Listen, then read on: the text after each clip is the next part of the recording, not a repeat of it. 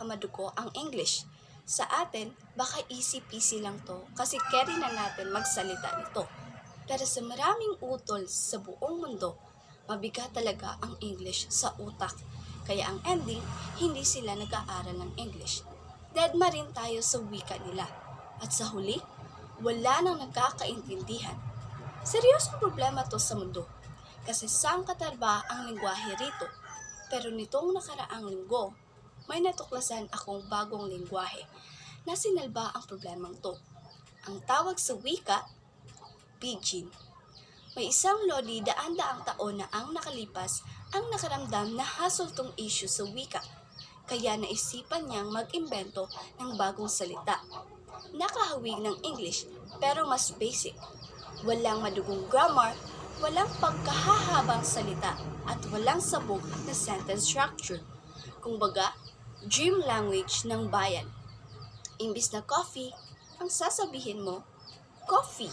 Library, bookhouse, university, big school. Eat, kai-kai. Dinner, night kai-kai. Jungle, big bush. Walang I am, she is, you are, he is. Tsugi lahat ng kaartehang yan. Ang meron lang, me, you, all. Imbis na 26 letters sa English, 22 lang ang gamit. Tsugi ang ibang mga letra. At lalong tsugi ang mga nakakahilong pangungusap. Ang please do not disturb sa English, pinadali bilang you know common sight. Ang no smoking allowed, pinalitan ng you can't smoke. Ang you look nice, naging you look nice.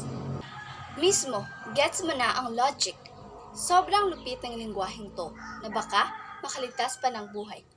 Gawin nating halimbawa ang Papua New Guinea. May 800 silang tribo at 800 din na iba't ibang wika. Suntok sa buwan makipag-usap sa lahat ng tribo kung di mo aaralin ang 800 na salita. Pero, nagbago ang lahat nung dumating ang Pidgin. Ngayon, pwedeng-pwede na ang magchika ang mga tribo gamit ang Pidgin. Kaya, bawas-bawas ang rambulan kasi nagkakaintindihan na sila sa wakas. Ito ang dahilan kung paano naging opisyal na wika ang isang uri ng Pidgin sa bansa ng Papua Guinea at sa mga lugar sa West Africa at sa iba pang sulok ng mundo. Hindi to Pidgin, kaya hindi ko gets.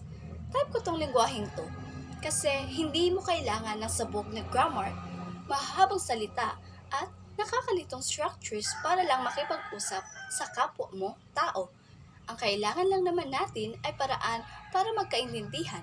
At sa wakas, tinupad yan ang wikang to. Cheers sa mundong may iisang wika. Lokem!